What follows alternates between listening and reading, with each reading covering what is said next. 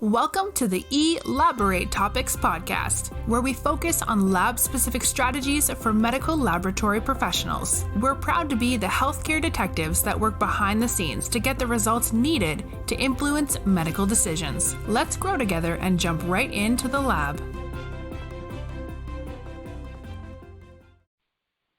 Thank you for tuning in to another episode of Elaborate Topics. We are your hosts, Tywauna Wilson, Lona Small, and Stephanie Whitehead.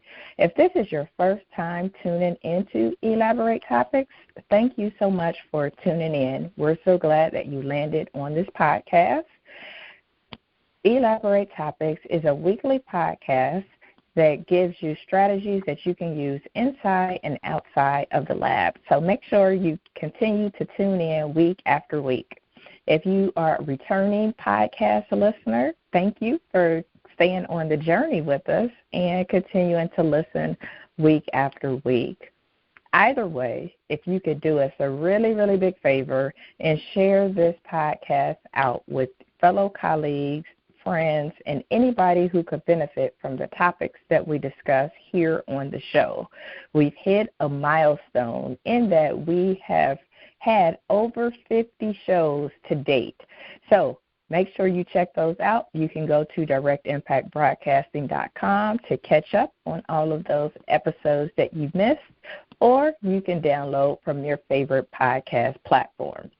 So today's show, we are going to be talking about hiring for leaders. We are going to go from the planning process to the actual interview process and give you some helpful tips that you should think about before you onboard your next team member. It starts way before you actually get the person in the door for the interview. And we're going to kick it off. Lona has some awesome tips about designing your team and thinking about that planning of that new team member once you have that opening and you're deciding to bring on a new member of your team. So she's going to give a little bit more insight into that. So Lona, you want to kind of talk about that planning process and getting us into the mindset of, hey, it's time to bring on a new team member, now what?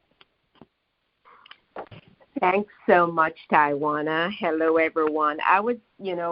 As we discuss today talking about hiring, I couldn't help but think about planning before hiring. And a lot of times we're in a crunch, especially for us in the medical lab. We're always in a crunch. We're short-staffed. And it's usually like what we think about is like we need someone in now. We need to hire. We're short. There's a lot of burnout. And what we find is that we hire someone or we hire a few people, and before we know it, they're either frustrated, they may not be a good match, there are things that may be going on, and we find that they're leaving, and the turnover keeps just going. And so I wanted us to think about what can we consider before we get to that point of hiring. So we're actually hiring with clarity. And so before I'd done a podcast or some training on designing your ideal team. And so it's so important to have that environment with your team. For one, you need to know the type of person that you want in your team. You want to know the culture that you want to create. So it's good to have a clear vision of the team that you want. So when you have a clear vision of your team, you'll have a clearer vision of the person that you want to hire. So just have that vision in terms of even things like how many FTE that you need. But not only that, but things like the type of diversity that you want on your team, the type of skill set that you want on your team, just doing a full assessment in terms of like, do we need generalists? Instead of saying we need someone now, and then when they come in, you're trying to figure out where do we fit them. But just do a full assessment, have a clear vision, and then once you have your vision, then you see where you are. Where am I now? Is there a gap in what I really want? or what vision I have and what I have now. So that's kind of helping you to prepare for your hiring process. And if you find that you have a gap, even before you hire, try to make adjustment with the gap, because it could be a gap like if you have a vision for your team, like the kind of values. You find that you have issues with like teamwork, or you have issues with people who are, have problems with making errors, or people who really don't care about patient safety. Make those adjustments, because every time you're hiring people into that team, maybe into a toxic environment or into a culture that you're not happy with, it's almost putting a Band-Aid on the problem. So it's best to make these adjustments to your team to create the kind of culture that you need, to do the proper training that you have. If you realize that there's a challenge with the type of SOPs or whatever, so based on the vision that you have, if it's a vision where you're thinking more about the competency, the type of value, make those adjustments first. And then after you make the adjustment, you can even make adjustment with FTEs, because a lot of times we're working on an old structure of the FTE was designed for maybe, say, 30 people, and your volume maybe went up even higher, and you need more, but because you had an old structure. Or your structure was, say, for 20 people, but with automation, you may be lucky to operate on less. So go back and do some reassessment, because you probably could have redesigned your lab to be more efficient, and so you're struggling because you're placing people the way you've always done, and it's in a very inefficient way, and people are struggling because of how they're being placed. And so it seems as if you're short-staffed when you're not. So it's more about having a vision, looking at the gaps that you have with your vision, and your vision could be anything, but looking at those gaps, making the adjustments, and then you have that plan to hire with clarity. So now that you're thinking to hire, now you're thinking, okay, we have a clear vision. We know what the values are as a group. We know the type of person, the behavior. We know the kind of skills. We know if we want to do hire with diversity in mind. We know if we want to include people who may have different challenges, that we want to make sure that diversity is involved. And then we go into the hiring with that clarity instead of that reaction like, oh my goodness, we're losing people, we need to hire, and then find that we keep losing people over and over again. And I know this is challenging whenever we are short. We need, you want to react immediately, but that the thought about stopping to sharpen the saw comes in to me in mind a lot of time, especially when it comes to quality and patient safety. So many times we want things done so fast, but we find that it's taking us longer because we didn't do it right in the first place. So that's what I wanted to offer before we even start with the whole process of the interview, just to have that in mind so we go in that interview with a clearer perspective of who is it, what person. You already have an idea of the type of person that you're looking for to fit, that will fit your team. I don't know if any Tywauna or Stephanie have anything to add when it comes to the preparation or having that clear idea of who you want to fit in that team.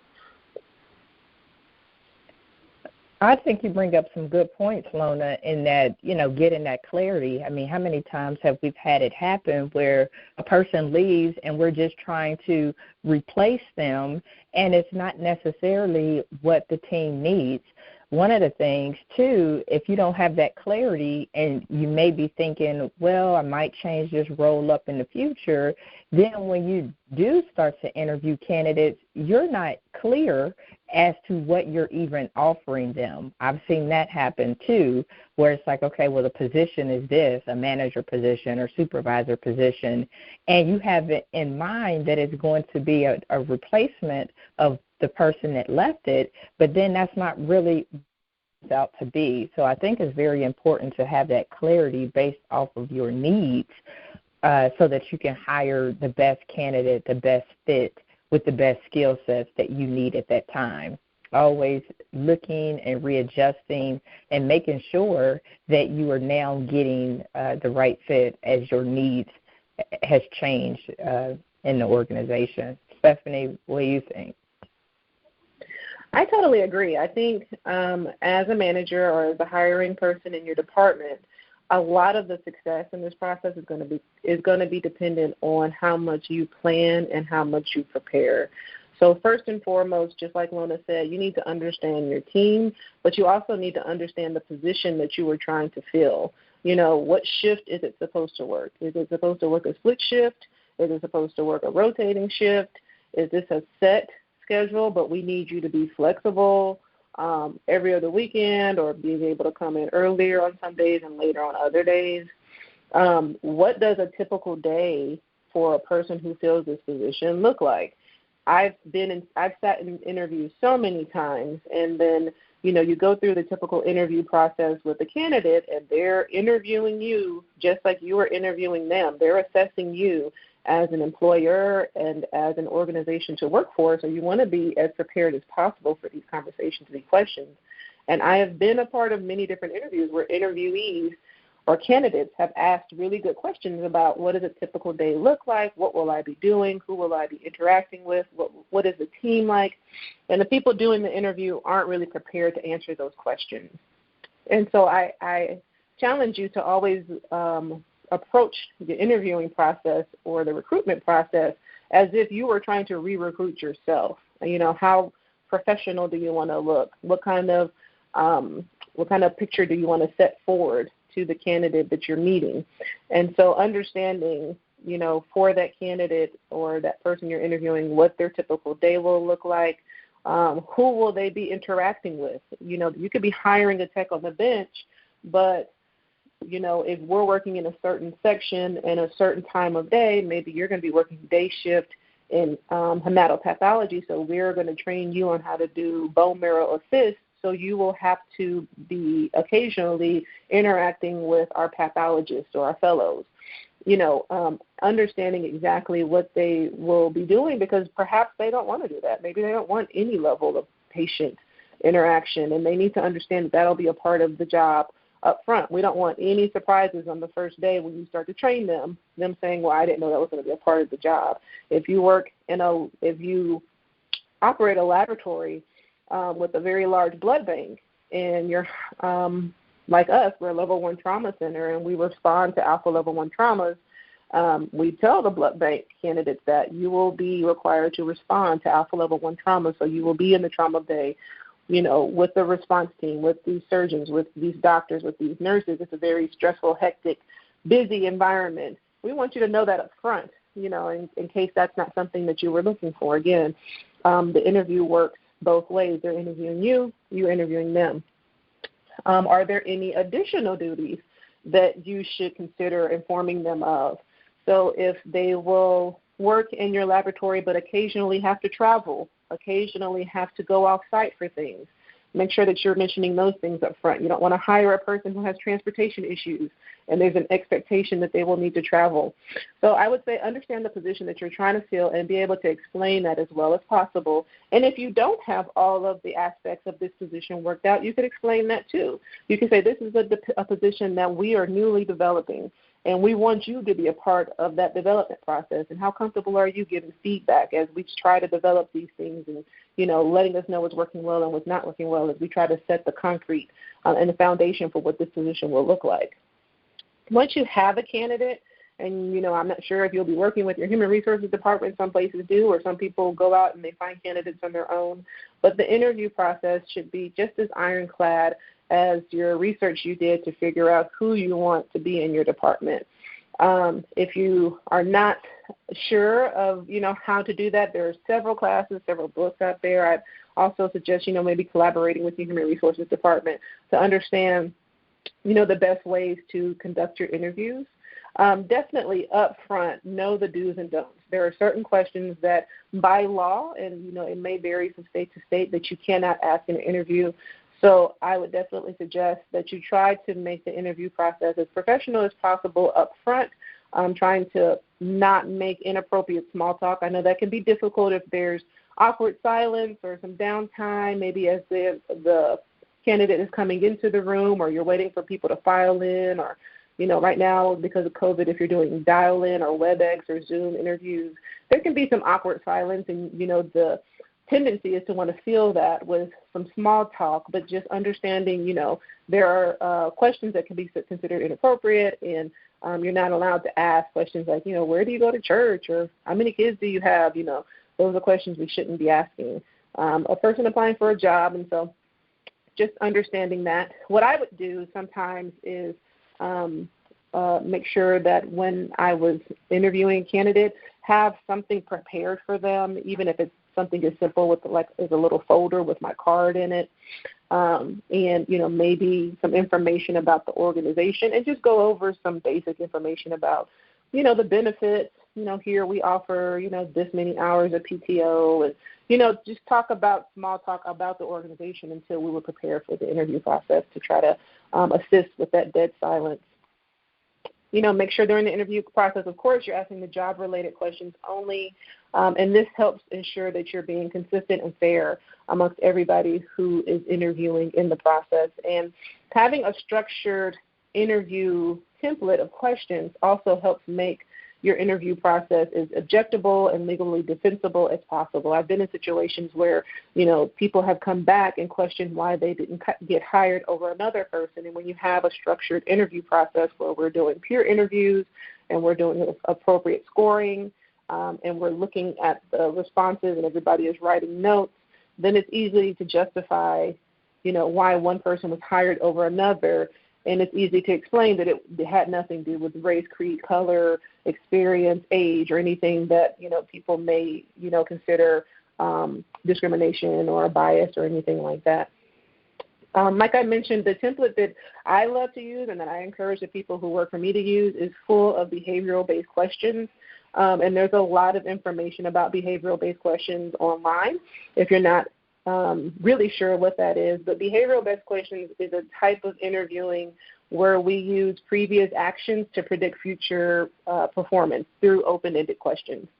To me, behavioral questions really help me understand the skills of a candidate to have them talk through hypothetical situations.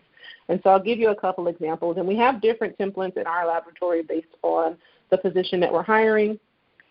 So examples, if we're hiring a manager or a supervisor or somebody that will be in leadership, an example question we might ask them is, how do you organize for major projects that will impact your work areas, and cite examples of large projects that you've had to manage.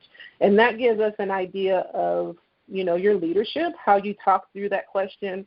Are you able to cite specific examples where you manage actual large projects? Because in our laboratory, we operate pretty large operations, and a lot of testing and the validations tend to be really extensive. So we want to make sure that people can handle that without being overwhelmed, and they are able to manage tasks in a timely fashion without things being delayed or lagging.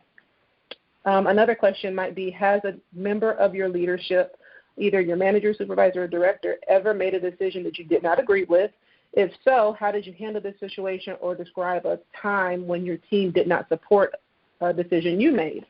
And the reason that question is important is we want to understand, how do you handle it when you don't like a situation that might have been made in the laboratory? For us, And like I said, these behavioral questions can be based on situations that happened in your laboratory, and maybe, you're hiring a person that you want to fit a specific model in your laboratory. But for us, we had situations where people may not have liked the decisions that were made in the laboratory, and the way that they handled those situations really impacted the team negatively. So as we were looking at hiring new members of the team, we wanted to ask those questions up front. Again, behavioral-based questions. Let us know what you would do if you were in this situation. That helps us assess what kind of member we would be adding to the team if you would be chosen for the job. Another example is, how would you handle issues involving complaints from physicians or patients? And this is an example question on a phlebotomy coordinator template.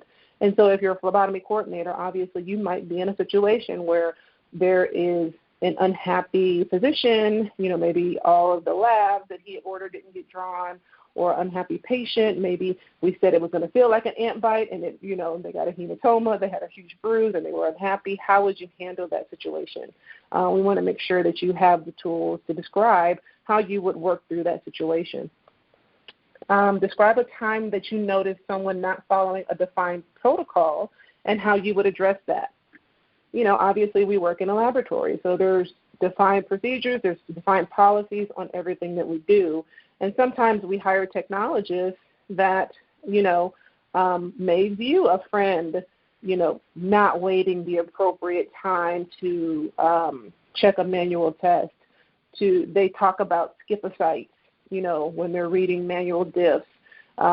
They just repeat QC over and over and over until it comes in. And they know that may not be best for the quality, and that's not by procedure. But how would you handle that situation? Would you approach that coworker? Would you ignore it? Would you tell your supervisor? These are all things we want to know about you, because these are some of the actual things that might happen in your laboratory. If you're hiring a person that might be doing training, down the road, or training as part of their position, you may ask them, describe your training style. How do you handle training someone who is having trouble understanding the process? So if you work in a laboratory where you have a lot of students rotating through, or if you work in a laboratory where, there is a lot of turnover, the person will be doing a lot of training. Do you get frustrated when you have to train a person? Do you get agitated, or are you thoroughly training the person? We want to understand, have you ever trained a person before? Maybe you don't even know how to train. So like I said, these are some of the example of behavioral-based questions that we ask on some of our different templates. And we encourage you to have just a standard, template that you can go through and try to gauge how people would act in certain different situations, and you can tailor them to situations that you're looking for in your laboratory. By all means, I would suggest avoid boring questions. I mean, like most people who Google be successful in an interview process, most Google sites or internet sites will pull up things like, what is your strength and what is your weakness? And all of us have been guilty of interviewing people and using some of these questions, which are fine for the most part. But like I said, sometimes it may look like you didn't put a lot of effort into the questions when all of your questions are just standard questions, and they're nothing really about the environment that person will be working in. So questions like, what instrumentation have you worked with, and what LISs are you familiar with? Or have you ever made a technical mistake? And if you did, how did you handle that mistake, and what was the result? These are questions that will help you understand what type of employee this person will ultimately be. When you're hiring a person, or when you're interviewing people from external, they're external to your organization, they're external to your laboratory, I would suggest definitely also having a template to pre-screen candidates by the phone. This just helps you save time. When I call a candidate on the phone, I've got, a template of standardized questions that I ask. Sometimes people have already gotten jobs by the time, I get their application and I'm able to call them. So it just saves time on their end and our end. Sometimes, I'm hiring for a second shift position. They're only looking for first shift, and so I'm not going to schedule you for an interview. I'll keep your name on file should anything change. But once you do have a pool of candidates that you feel like are good for that job, and you're preparing them to come on site, to come and view your laboratory, and, you're going to interview them. One, make sure that you inform them of the appropriate time. If there's anything specific in terms of parking, we live in a large city, and so there's a parking garage. And, I always tell people park here. These are the directions where you need to walk. We'll validate your parking after the interview, all of those things that they might have questions about. But be prepared as possible. You walk into this interview, into this meeting, into this conversation like you're about to hire your next best hire, because you don't know. You might be about to hire your next best high performer, and you want to make sure that you're making as good of an impression for them as you would like for them to make on you. So, during the interview, try not to be distracted, try not to be late, pay attention to your body language. I've seen people who have kind of, tuned out in the middle of the interview process, and although, you may already know in your head, I'm not going to hire this person, the lab community is a very small community, so you just don't want to burn any bridges. It's just rude. Pay attention to your body language. And like I said, always understand that the interviewee is assessing you just as much as you are assessing them. Now, we have a different process internally if we're hiring a candidate that is or we're interviewing a candidate that is already a member of our team. So if we're pulling together candidates that are applying, maybe these people are interviewing for a promotion in our laboratory, and these are all technologists that work on our team already. We've got a entirely separate process because we also, like I said before, don't want there to be any inclination of us being biased or, having favoritism or anything like that. So I also caution people against that. So ensure that the people that you have maybe on your panel, maybe if you're going to interview 2 or 3 techs that already work in your laboratory, I definitely suggest a panel interview. But make sure that some of the people you have on the panel are external to that department. So if you're hiring for maybe, say, a blood bank supervisor, maybe have other supervisors that work in other areas of the lab, the chemistry supervisor, the hematology supervisor, maybe the histology supervisor, be a part of that panel, because although they may not be able to ask that person specifics about the blood bank process, they do know what it takes to meet the competency of a supervisor in this department, and would they be a good fit of the team. And also this is going to be another supervisor peer that we might have to work with. And so it gives you a little bit of external feedback on that position. We did this when we brought on a lab educator. And on the panel, I had also one nurse educator and an educator from respiratory therapy, because I knew that as a lab educator, the lab educator might have to interface, and also they have to work with our nursing educator for, process improvements or education we might need done on, pre-analytical process improvements. So I wanted, their input on if the candidates that we were looking at would make good fits for that position. So don't be afraid to include people outside of the lab or outside that immediate department. Also ensure that whatever panel you do set up, that they are paying attention to the template, that they're asking only the questions on the template, that they're scoring, maybe appropriately or evenly across the board, and they're asking the consistent questions each time, and that helps you if somebody says, okay, well, why did they get it and I didn't get it just because Stephanie is their favorite, or, something like that. You can defend against that. Either way, I would say, another important part of your interview process is always to know what the next steps are. Like I said, imagine if you are the person interviewing for a position. You don't want to be hanging around a month later wondering what happened. Are you going to get the job? Are they still interviewing people?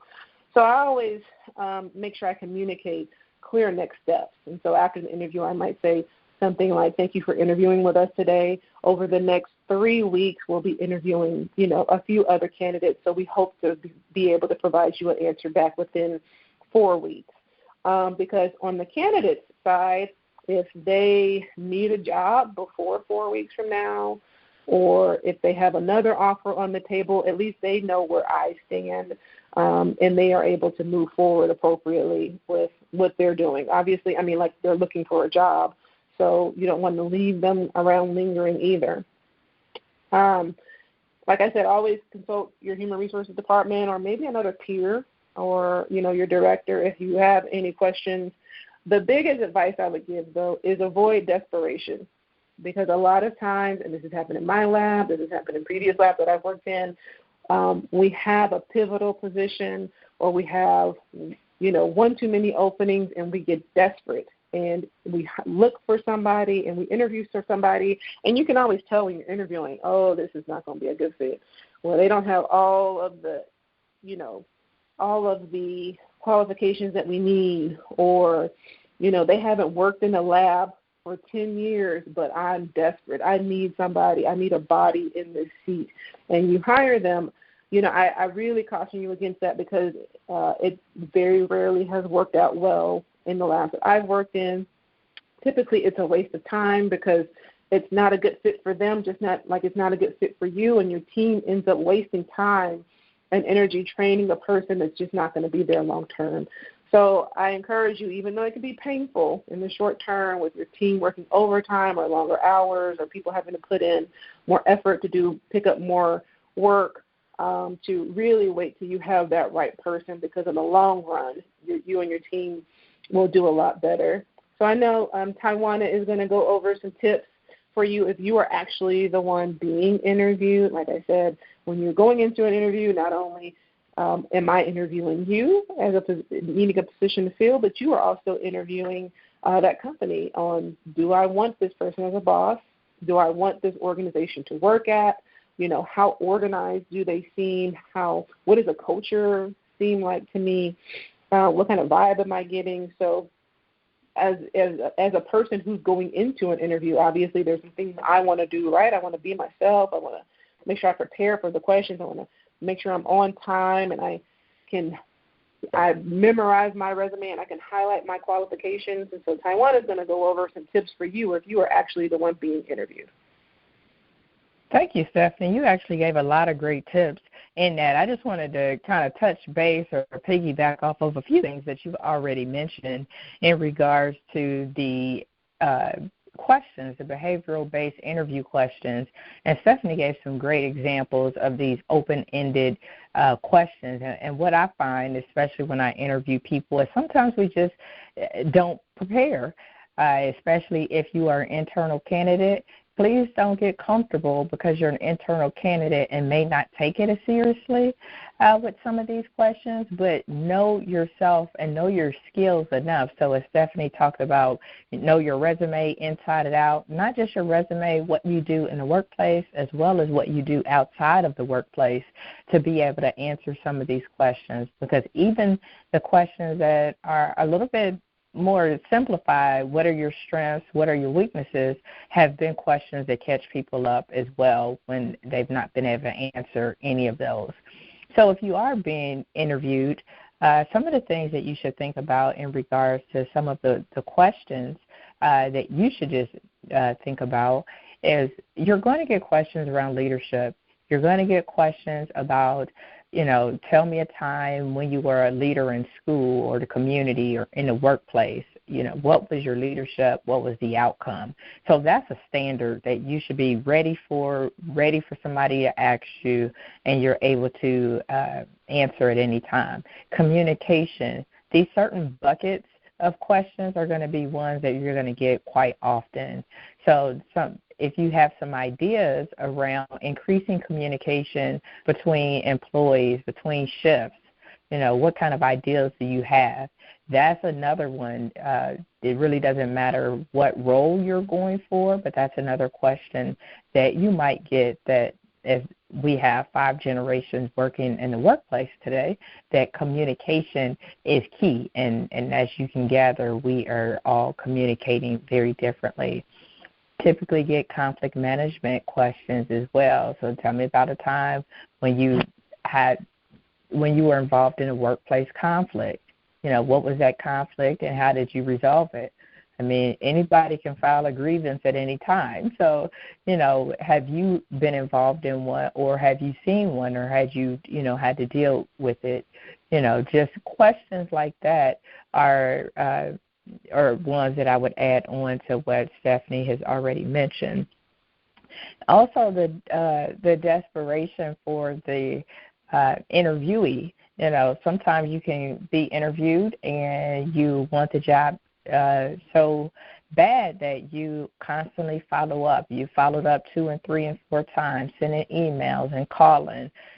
So the desperation side from the interviewer, you definitely don't want to come off in that capacity, because then you start to be a bit of a headache, and then the manager may not look at you favorably if you are calling, numerous times, checking to see the status of the position. If you are sending numerous emails, that might be something as well. I've seen it where people's significant others have followed up with the manager.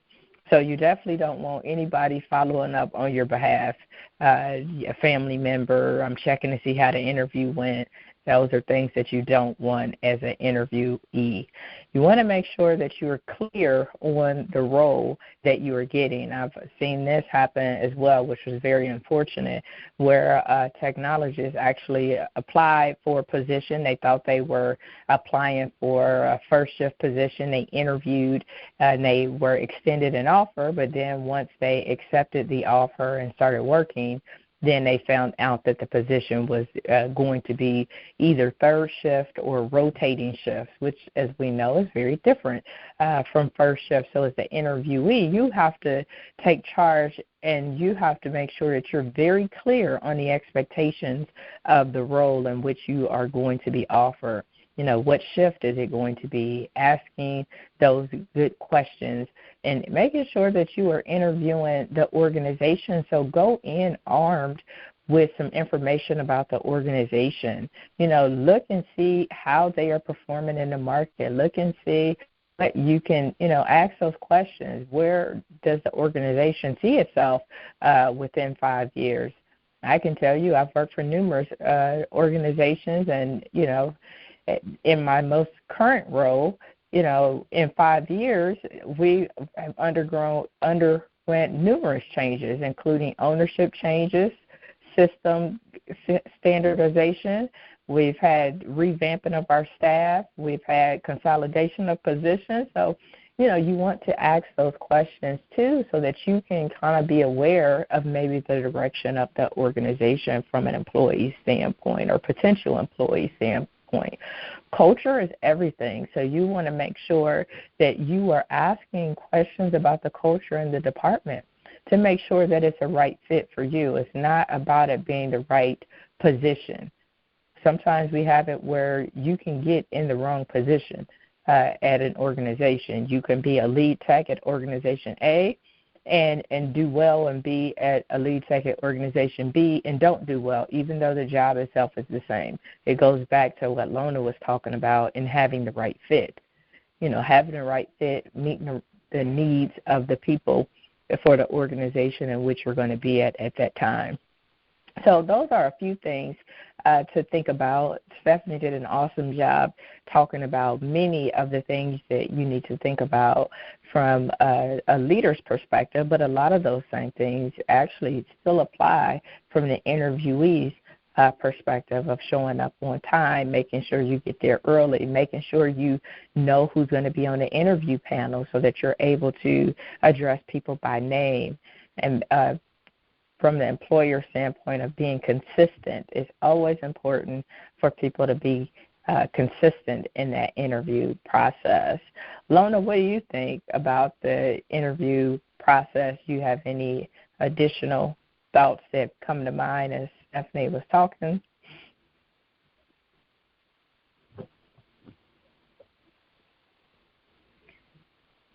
So I'm not sure if Lona has anything. I don't think she has anything else to add. What do you think? Do you have anything else, Stephanie? Well, as you were talking, Tywauna, one thing I thought of making sure you add, and this is you brought up a lot of great points, but it goes back to understanding who you're hiring in your department, and also looking at the needs assessment that you have for your area. And so it goes back to just understanding where the holes are and trying to fill those gaps with the best candidate and making those the structure of your open-ended behavioral-based questions. And so one thing that we had really been looking for here, because over a period of time, we have our an in-house donor center in our hospital. It's one of the very few in our city, and so we are inspected by the FDA. And over time, we lost some essential employees that had specific FDA experience. And so one of the questions we added to our interview process for specific jobs that we were looking for to be filled was, what is your familiarity with regulatory compliance? And it's an open-ended question. And so we were looking for candidates that would mention things about either the AABB or the FDA. And so I think it's really important, like Tywauna said, just understand where your qualifications lie, because you may not know in the back of your head what the employer is looking for when they ask some of these questions. So you want to make sure that you're highlighting everything that you can possibly do, everything that you've ever done in the back of your mind. Somebody might easily brush over that question and say, yeah, I've done a couple of CAP inspections, and I've prepared for CAP inspections, and I've been on CAP inspections. But if you've also been to ABB conferences or work with people who were ABB assessors, and you brushed over that, not highlighting that, and you don't know in the back of my mind that that's what I'm actually looking for somebody to say, then you could be missing an opportunity to really sell yourself in that moment. So I would say, the best advice is, just like what Lona said, using that needs assessment, really assessing what do I need in my department, and building the template of your standardized behavioral questions around that, so you can start assessing, making sure that you're finding the right person to join your team. Absolutely. Yeah. So there are a few I could add with what Tywauna was saying in terms of preparation for the actual candidate, is to think about, first look at the position and think about what it is that you would want to highlight in the interview. So instead of just being reactive in the interview, not knowing what questions are going to be asked, be proactive in how you state your answers, even how you introduce yourself. So based on how you tell your the interviewer about yourself, you could move the interview in the direction in which you want it to go, for them to have follow-up questions. So you can highlight some of your skills, some of your experiences that you want to highlight, and use opportunities based on the questions to highlight some things, even if the question was not specifically directed at those, because you can fit in things into a question if you want to. So make sure you take advantage of, just having that conversation to highlight the things that maybe the interviewer haven't thought about that could be a plus for you. So be proactive, plan ahead, and decide on the strengths and some of the experiences that you want to highlight when you're part of that interview. Absolutely. I think that was a great point of making sure that you tell the story that you want to, your experience. I know for me, there's certain things that whether I'm being considered for a promotion or another opportunity or sitting on the board, there are certain things that I always want to make sure I mention. And one of those is being able to train scientists on a perspective. That was a highlight for my career, but it wouldn't be necessarily one of those questions that they might ask. So that's something that I definitely highlight. So I think that's a good point of making sure that you highlight some of those things that are important to you that you think the interview team should know. So thank you, listening audience, for tuning in to this awesome show that we had today about hiring for new leaders, the interviewee, giving you tips and strategies that you could use. We thank you for tuning in to this episode of Elaborate Topics. As always, please share with your colleagues. If you're interested in being on this show, you can go to directimpactbroadcasting.com. There's a link that actually has a form for you to fill out so we can capture all of your information, your bio, your picture, and all of that great stuff. Or you could send us an email at elaboratetopics@directimpactbroadcasting.com. Again, please share this out. and continue to subscribe to the podcast and listen in week after week. So thank you so much. We appreciate it. And until next time, have an awesome day. Thank you for tuning in to another episode of Elaborate Topics, where your hosts discussed relevant strategies for laboratory professionals. Please subscribe to this podcast on your favorite podcast platform and listen to us on directimpactbroadcasting.com. Stay tuned for another episode with information you can use to excel in your laboratory career.